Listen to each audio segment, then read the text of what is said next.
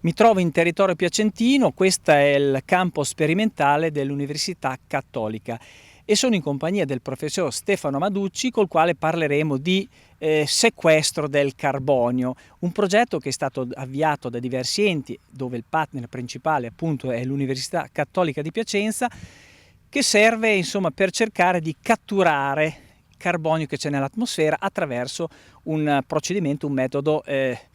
scientifico, ma soprattutto utilizzando delle essenze come quella che abbiamo alle nostre spalle, che è miscanto. Allora, professore, innanzitutto chi coinvolge il progetto e quali sono gli obiettivi, le finalità di questa iniziativa? Sì, il progetto è un progetto PSR finanziato dalla Regione Emilia-Romagna, coinvolge come partner scientifici l'Università Cattolica, che è coordinatore del progetto, poi c'è anche il CRPA, Centro di Ricerca per le Produzioni Animali di Reggio Emilia, che si occupa della disseminazione. Poi ci sono 3 aziende agricole che ospitano le prove sperimentali e 2 consorzi montani, uno nelle Parmense e uno in Alta Val Nure, qui a Ferriere, che sono dei consorzi forestali, quindi si occupano di gestione agroforestale di foreste. L'obiettivo del progetto è quello di cercare di aumentare lo stoccaggio del carbonio all'interno dei terreni e al contempo di ridurre le emissioni di gas climalteranti, quindi l'obiettivo è quello chiaramente di contribuire alla riduzione del gas serra e a cercare di risolvere quelli che sono i problemi di cambiamento climatico. Quindi abbiamo diversi campi, l'idea è quella proprio di capire come attraverso l'attività agricola e il coinvolgimento delle aziende agricole possiamo ridurre le emissioni climalteranti e mitigare il cambiamento climatico. Vedete, queste colture rimangono in campo per 15 anni, quindi gli apparati radicali, gli esudati radicali, le foglie che cadono rappresentano un input che nel tempo aumentano la sostanza organica del suolo. La sostanza organica nel suolo è fatta di carbonio e altri elementi chiaramente, però tutti sappiamo che il gas serra che determina il cambiamento climatico principale è l'anidride carbonica, che viene dalle piante presa con la fotosintesi, trasformata in biomassa e poi in parte anche trasportata nel terreno. Nel terreno abbiamo più del doppio del carbonio che abbiamo tra tutta la biomassa vivente, quindi noi, gli alberi, tutto quello che c'è sul pianeta e anche quella che c'è nell'atmosfera, per fare capire quanto è importante la sostanza organica nel terreno e la capacità di, diciamo noi, sequestro del carbonio all'interno del terreno. Professore, in natura tutte le piante comunque sequestrano, uso questo termine tecnico ma che dà l'idea, il carbonio, quindi la vostra sperimentazione, la vostra diciamo ricerca sta proprio nel quantificare, no? Quanto ne viene sequestrato e soprattutto dare un indirizzo ai produttori, quindi le aziende che sono state coinvolte sono dei testimoni, no? Che non fanno altro che sperimentare sul campo quello che voi avete studiato e messo a punto. Quindi con queste tecniche sicuramente l'efficientamento in termini di catturare il carbonio aumenta. Certo, l'obiettivo è proprio questo. Negli anni, prima ho citato che queste colture sono diventate note come colture bioenergetiche, perché la bioenergia è sicuramente una delle strategie che abbiamo adottato a livello di politica agricola comunitaria, ma in generale di politica energetica, per sostituire le fonti fossili che consideriamo fra i principali cause del cambiamento climatico. In realtà gli studi che abbiamo fatto dopo, la contabilizzazione, no? Andare a vedere coi numeri quanto è stato il beneficio, in molti casi non è stato così vantaggioso. Quindi noi vogliamo quantificare qual è l'effettivo vantaggio di queste colture e di pratiche agricole come l'agricoltura conservativa. Adesso abbiamo il rumore in sottofondo che ci disturba di un trattore che sta facendo la semina, contribuiscono realmente a questo abbattimento, a questo effetto di mitigazione, perché io vado a stoccare carbonio nel terreno, ma soprattutto una volta che l'ho stoccato lo conservo. E quindi quello che vogliamo andare a fare è soprattutto una contabilizzazione, tant'è che ad esempio, un altro esempio, facciamo una valutazione della gestione della foresta in montagna tra andare a tagliare il bosco ceduo e quindi fare legna da ardere, energia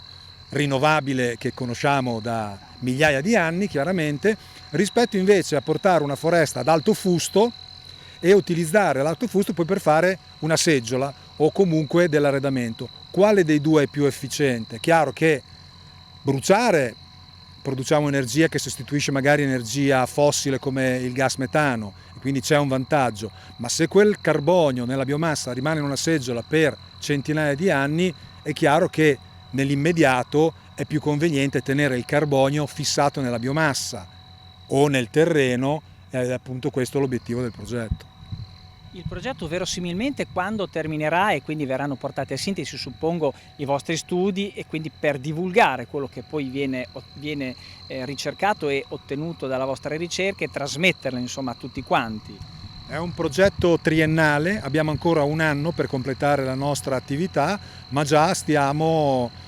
cominciando a disseminare, in questo momento anche, ho detto che abbiamo raddoppiato la sostanza organica nel terreno, quindi questo già è un primo risultato. Nel prossimo campo che vedrete ci sarà un mio collaboratore che fa un dottorato di ricerca e che proprio in questi giorni stiamo per pubblicare i primi risultati sperimentali, e quindi abbiamo un anno ancora per completare, ma siamo confidenti che già anche prima della scadenza di questo anno avremo i primi risultati. Bene, grazie professore, lei ha anticipato la nostra visita al suo collaboratore, dove vediamo anche nel dettaglio queste piante e qual è lo studio che viene fatto su queste piante.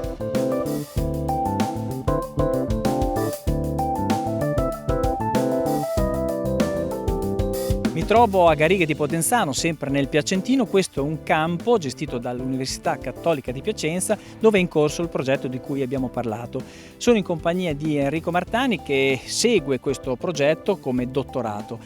Buongiorno Enrico, allora, cosa è stato fatto in questo campo, anche in riferimento a ciò che abbiamo detto fino adesso, no? Quindi il tema è sequestrare il carbonio, cosa succede anche quando a seguito di queste piante, no, da biomassa interviene una coltura come quella del grano, dove siamo adesso. Questo campo sperimentale è stato impiantato nel 2007 per confrontare la produttività di 6 colture poliennali, quindi perenni, da biomassa in termini di produttività e di capacità di sequestro del carbonio atmosferico all'interno del suolo. La coltivazione è durata per 11 anni e all'inizio del progetto di fare un C2 Sync, questo è stato scelto come caso studio per studiare l'effetto della riconversione di queste colture poliennali sul carbonio stoccato all'interno del suolo, quindi per capire se tutto il carbonio che in 11 anni queste colture sono state capaci di stoccare all'interno del suolo fosse poi perso di nuovo in atmosfera, oppure se ci fosse una tecnica, una gestione agronomica del suolo tale per cui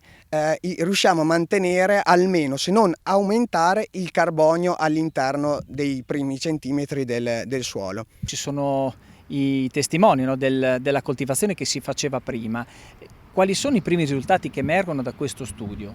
Allora, i primi risultati che stiamo per pubblicare su un'importante rivista internazionale sono quelli relativi alla quantificazione del carbonio stoccato all'interno sia del suolo che della biomassa ipogea di queste colture. Se pensiamo che in media in 11 anni queste colture hanno stoccato nei primi 20 cm del suolo una cosa come 8 tonnellate di carbonio all'ettaro, è ancora più impressionante la quantità di carbonio che è stata stoccata nello stesso strato nella biomassa ipogea. Infatti in media queste colture, dato che sono perenni e per ricrescere ogni anno hanno bisogno di un organo ipogeo vegetale che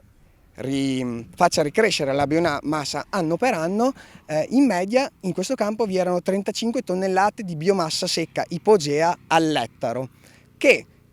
esattamente 2 anni fa, grazie a una trincia forestale accoppiata a un trattore di elevata potenza, sono stati riconvertiti per eliminarle dal suolo e permettere poi la successiva semina di una rotazione di colture annuali che è stata composta in questi 2 anni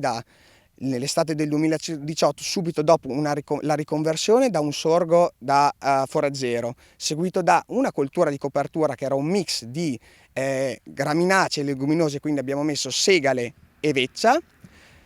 Una volta terminata la segale e la veccia, il suolo è stato lavorato con un attrezzo da minima lavorazione che era una dischiera, ed è stata seminata della soia. Dopo la raccolta della soia, come vediamo, è stato seminato il frumento e circa tra 2 settimane andremo alla raccolta del frumento. Martani, quindi lo studio che avete fatto sul sequestro di carbonio, che risultati vi ha dato? Attualmente negli ultimi 2 anni abbiamo monitorato tutti gli input in termini di input di biomassa, quindi carbonio sequestrato all'interno della biomassa delle colture che abbiamo rotato all'interno del campo, e gli output come emissioni di CO2 dal suolo, per poi fare uno studio di modellistica usando un modello matematico del carbonio per predire come la rotazione culturale che abbiamo applicato in questo campo e come l'effetto residuale della riconversione e l'incorporazione di tutti questi residui che vi erano presenti con le colture poliennali stiano influenzando il carbonio. È uno studio ancora preliminare, però dai primi dati sembra che l'obiettivo del progetto sia stato raggiunto, ovvero che abbiamo quantomeno mantenuto il livello, nei primi 30 cm del suolo, il livello di carbonio che vi era all'inizio della coltivazione delle colture annali, ovvero alla fine delle colture poliennali. Bene, grazie Enrico Martani, quindi noi magari ci riaggiorneremo quando il progetto è alle sue battute finali per capire anche quali sono i risultati definitivi. Bene, noi continuiamo, parliamo in questo caso di cimice asiatica perché sono stati effettuati i lanci dell'antagonista, questa cimice asiatica che danneggia le colture frutticole. Ne parliamo, ma ci vediamo tra un po'.